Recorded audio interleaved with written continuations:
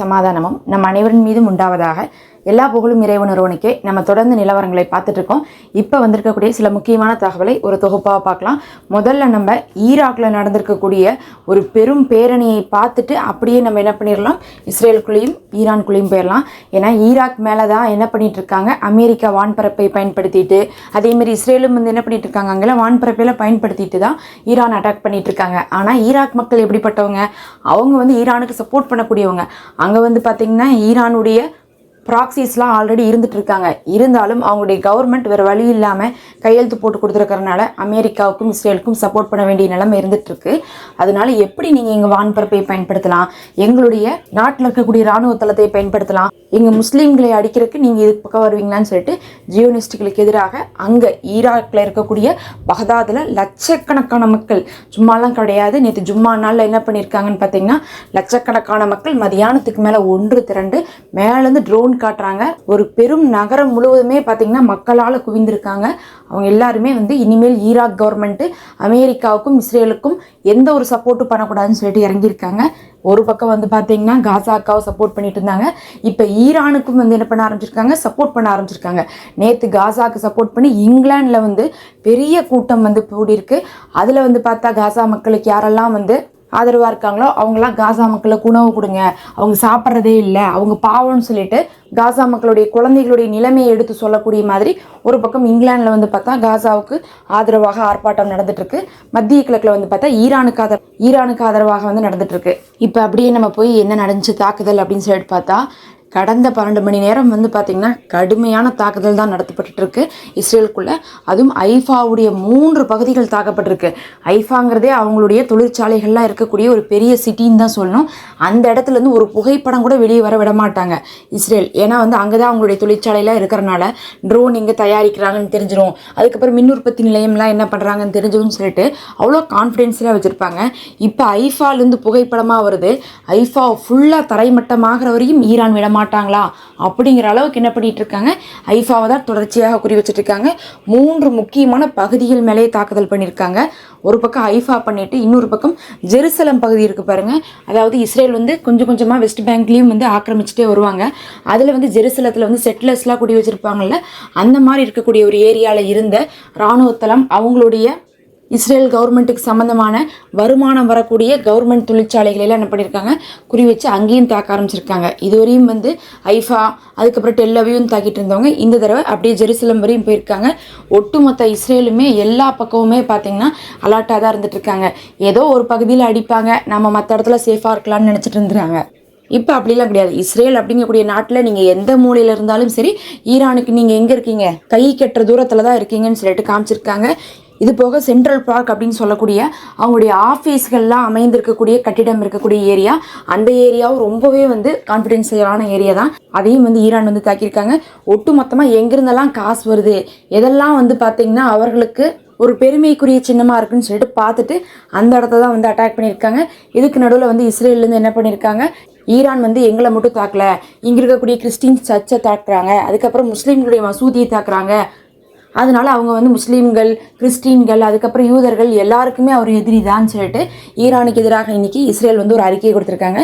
இவங்களை பொறுத்தளவுக்கு என்ன பண்ணுவாங்கன்னா, இஸ்ரேல் எப்போதுமே வந்து மத பிரச்சனையை தூண்டி விடுறது, ஈரான் அப்படிங்கிறவங்களுக்கும் இங்கே இருக்கக்கூடிய முஸ்லீம்களுக்கும் சம்மந்தம் இல்லை, அவங்க சியா கொள்கையோடு இருக்கிறாங்க, அவங்களே உங்களுடைய பள்ளிவாசலை அடிக்கிறாங்க அப்படிங்கிற மாதிரி ஏதாவது ஒரு மக்கள் புரட்சியை கொண்டு வரலாங்கிறதுக்காகவே இஸ்ரேல் வந்து இப்படி ஒரு அழைப்பெல்லாம் கொடுக்குறாங்க. இருந்தாலும் அதுக்கெல்லாம் வந்து எடுபடாது. எப்போ அவங்க வந்து பாலஸ்தீன விஷயத்தில் ஹெல்ப் பண்ண வந்துட்டாங்களோ, இனி வந்து பார்த்திங்கன்னா சுன்னா கொள்கையை பின்பற்றக்கூடிய மக்கள் தனியானலாம் கிடையாது. எல்லாருமே வந்து பார்த்திங்கன்னா நீ ஒன்று தான், இனி முஸ்லீம்கள் அவ்வளோதான். ஒரு பக்கம் யூதர்கள் சண்டை போடுறாங்க, இன்னொரு பக்கம் வந்து பார்த்திங்கன்னா முஸ்லீம்களை அழிக்கிறனால முஸ்லீம்கள் ஒன்று சேர்ந்து வந்து எதிர்க்கிறாங்க. அதே போல் வந்து பார்த்திங்கன்னா சேனல் 20ன்னு சொல்லக்கூடிய அவங்களுடைய அரசு தொலைக்காட்சி மேலேயே வந்து தாக்குதல் நடத்தியிருக்காங்க. நாம் நேற்று தான் வந்து பார்த்துருப்போம், ஈரானில் வந்து என்ன பண்ணியிருந்தாங்க, முந்தானியத்தை வந்து அட்டாக் பண்ணியிருந்தாங்க. அவங்க நியூஸ் வாசிச்சுட்டு இருப்பாங்க, அங்கே இருக்கக்கூடிய ஒரு பெண்மணி, அது வந்து பார்த்திங்கன்னா ஈரானுடைய கவர்மெண்ட் சேனல், அந்த சேனல் மேலே சொல்லாமல் அட்டாக் பண்ணிடுவாங்க. அங்கே வந்து பார்த்திங்கன்னா உயிரிழப்புகள் இருந்துச்சு, நிறைய பேர் ரத்தத்தோடு வந்து அதுக்கப்புறம் என்ன பண்ணியிருப்பாங்க, அதில் லைவ்லாம் பேசியிருப்பாங்க. ஆனால் இவங்க என்ன பண்ணிட்டாங்க, நீங்கள் எங்களுடைய அரசு தொலைக்காட்சி மேலேயே அடிக்கிறீங்க, நாங்களும் உங்கள் மேலே அடிக்கிறோம்னு சொல்லிட்டு அனௌன்ஸ் பண்ணிட்டு அங்கிருந்து என்ன பண்ணியிருந்தாங்க, அடிச்சிருந்தாங்க. அனௌன்ஸ் பண்ணனால அந்த இடத்துல எந்த ஒரு உயிரிழப்பும் இல்லை. ஆனால் கட்டிடம் வந்து பார்த்திங்கன்னா முழுசாக சிதைந்து கிடந்துச்சு. இப்போ என்ன தகவல் வந்திருக்குன்னா, ஈரான் முதல்ல 100லாம் அனுப்பிட்டு இருந்தாங்க நம்ம ட்ரோனு. அப்போ வந்து பார்த்திங்கன்னா சக்ஸஸ் ரேட் வந்து அவங்களுக்கு எப்படி இருந்துச்சுன்னா 10-20 தான் இருந்துச்சாமா. ஆனால் இப்போ என்ன பண்ணுறாங்கன்னா 2-3 அனுப்புனா கூட அந்த 2-3மே சக்ஸஸ் ஆகுதாம்மா. ஒன்று கூட தடுக்கிறதுக்கு அயன்டோமோ இல்லை அங்கே இருக்கக்கூடிய டேவிட் ஸ்ட்ரிங்கு அதுக்கப்புறம் தாட்லாம் வந்து இயங்குறதே இல்லை. அயன்டோம்லாம் ஒன்றுத்துக்குள்ள ஆக்கி இல்லை, அது வெறும் ட்ரோன்களை தான் தாக்கும். இதே வந்து ஹைப்பர்சோனிக்கு பேலிஸ்டிக்லாம் தாக்கணும்னா ஒன்று தான் ஹெல்ப் பண்ணிட்டு இருக்குன்னா அது டேவிட் ஸ்ட்ரிங் மட்டும்தான். ஏன்னா வந்து தாடு கூட வந்து பேலிஸ்டிக்கே தகர்க்கறதுக்காக வந்து அவங்களால பயன்படுத்த முடியல. ஈரானுடைய பேலிஸ்டிக்கில் இருக்கக்கூடிய ஒரு முக்கியமான டெக்னாலஜி தாட்டில் இல்லாதனால தாடே வந்து பார்த்திங்கன்னா தோத்துட்டு தான் இருக்குது. அதனால் ஒரே ஒரு டேவிட் ஸ்ட்ரிங் வச்சு தான் என்ன பண்ணிட்டு இருக்காங்க, தடுத்துட்டு இருக்காங்க. அப்படிங்கும்போது அதவே என்ன பண்ணிடுறாங்க, அந்த ஒன்று தானே 10 வான் தடுப்புகளை மீறி போய் அடிக்கிறதா கஷ்டம். ஒன்று வந்து மீறி போய் அடிக்கிறது என்ன ஆயிடுது, ஈஸியாயிருது. கரெக்டாக அதை என்ன பண்ணிடுறாங்க, செயலிழக்க வச்சு போய் அடிச்சிடுறாங்க. 3 அனுப்பி 3மே சக்ஸஸ் ரேட் ஆயிருக்கு. நேற்று 3 ரொம்ப கம்மி. ஆனால் 300 அனுப்பின காலத்தில் கூட வந்து பார்த்திங்கன்னா இவ்வளோ துல்லியமாக வந்து தாக்குதலை வந்து நடத்தவே இல்லை. ஆனால் நேற்றுலாம் வந்து சொன்ன இடத்துல சொன்ன மாதிரி அடிச்சிருக்காங்க. அதுவும் சொல்லி அடிச்சிருக்காங்கன்னு சொல்லணும். ஏன்னா வந்து ஈரானுடைய அரசு தொலைக்காட்சி மேலே அடிக்கும் போது இஸ்ரேல் சொல்லாமல் அடித்தாங்க. ஆனால் இஸ்ரேல் மேலே அடிக்கும் போது என்ன பண்ணுறாங்க, ஈரான் அனௌன்ஸ் பண்ணிட்டாங்க. அனௌன்ஸ் பண்ணால் என்ன பண்ணியிருக்கணும், இவங்க அதை காப்பாற்றிருக்கணும். ஆனால் அனௌன்ஸ் பண்ணி 2 மணி நேரம் கழிச்சு அடித்தா கூட இவங்களால அந்த தாக்குதலை தடுக்க முடியலனா இதுலேருந்தே தெரிஞ்சுக்கலாம் எந்த அளவுக்கு வந்து இப்போ இஸ்ரேலுக்கு வான் பாதுகாப்பு இழந்திருக்காங்க அப்படிங்கிறதை. பதிலுக்கு வந்து இஸ்ரேல் என்ன பண்ணியிருக்காங்க ஈரானுக்குள்ளேன்னு கேட்டிங்கன்னா, ஈரானில் பல இடங்களில் வந்து அவங்களும் தாக்குதல் பண்ணியிருக்காங்க. நேற்று கூட வந்து என்ன பண்ணியிருக்காங்க, ஒரு ஆயில் ரிஃபைனரி மேலேயே தாக்குதல் செய்ய ஆரம்பிச்சிருக்காங்க. அந்த சமயத்தில் அந்த ஆயில் ரிஃபைனரியை காப்பாற்றிக்கிறதாக இன்னைக்கு வந்து ஈரான் வந்து அறிவிச்சிருக்காங்க. மறுபடியும் அந்த 4 நியூக்ளியர் பிளான்ட்டு நெட்டான்ஸு, இஸ்பஹான், அராக்கு இதெல்லாம் என்ன பண்ணியிருக்காங்க, தாக்குதல் நடத்தியிருக்காங்க. அந்த இடத்துல எல்லாம் வந்து ஃபஸ்ட்டு அணு ஆயுதம் வந்து இருக்குதா அப்படிங்கக்கூடிய ஒரு சந்தேகமே எழுதிருக்கு. ஈரான் ஏற்கனவே கொண்டு போய் ரஷ்யாவில் இன்னும் பக்கத்தால் இருக்கக்கூடிய நாடுகளெல்லாம் கொண்டு போய் வச்சுட்டு வந்துடுறாங்க. அது தெரியாமல் வேற வந்து என்ன பண்ணிட்டு இருக்காங்க, இஸ்ரேல் வந்து அப்பப்போ அட்டாக் பண்ணிட்டு இருக்காங்க. இன்றைக்கி ஈரான் சொல்கிறாங்க, நாங்கள் ஒரு ஹாஸ்பிட்டல் அடிச்சிட்டோம்னு சொல்லிட்டு இஸ்ரேல் எங்கள் மேலே பழிய போடுறாங்களே. ஆனால் வந்து இஸ்ரேல் எங்கள் நாட்டுக்குள்ளே இப்போ 6 ஹாஸ்பிட்டல் தாக்கியிருக்காங்க. 10வதுக்கு ஆம்புலன்ஸ் ஒன்று எரிஞ்சிட்டு இருக்குது. இத்தனை அழிவுகளை ஏற்படுத்துறதுனால தான் நாங்கள் பதிலுக்கு என்ன பண்ணிட்டு இருக்கோம், அவங்களுடைய அதே பகுதியை வந்து அடிச்சிருக்கோங்கிறாங்க. எதெல்லாம் வந்து இஸ்ரேல் காசாக்குள்ளே அடித்தாங்களோ, எதெல்லாம் வந்து ஈரானில் அடித்தாங்களோ அதை தான் திருப்பி என்ன பண்ணிட்டு இருக்காங்க, இஸ்ரேலுக்கே கொடுத்துட்ருக்காங்க. இன்றைக்கும் வந்து பார்த்திங்கன்னா இஸ்ரேலில் லட்சக்கணக்கான மக்கள் வந்து ஊரை விட்டு போயிருக்காங்க. தரை வழியாக கடல் வழியாக எப்படியெல்லாம் போக முடியுமோ அத்தனை பேர் போயிருக்காங்க. கணக்கே இல்லாமல் போயிட்டு இருக்காங்க மக்கள் எல்லாம். கவர்மெண்ட்டுடைய சர்வேலன்ஸ்க்கே வந்து வராமல் மக்கள் வந்து ஊரை விட்டு வந்து பார்த்திங்கன்னா தாரையாக போயிட்டு இருக்காங்க. இன்னொரு பக்கம் வந்து பார்த்திங்கன்னா ஈரானுக்குள்ள மொசாட்டுடைய உளவு பிரிவு என்ன பண்ணியிருக்காங்க, நேற்று கூட வந்து 26 பேர்த்த வந்து கைது பண்ணியிருக்காங்கன்னு சொல்கிறதோட கடத்தியிருக்காங்கன்னு சொல்லணும்.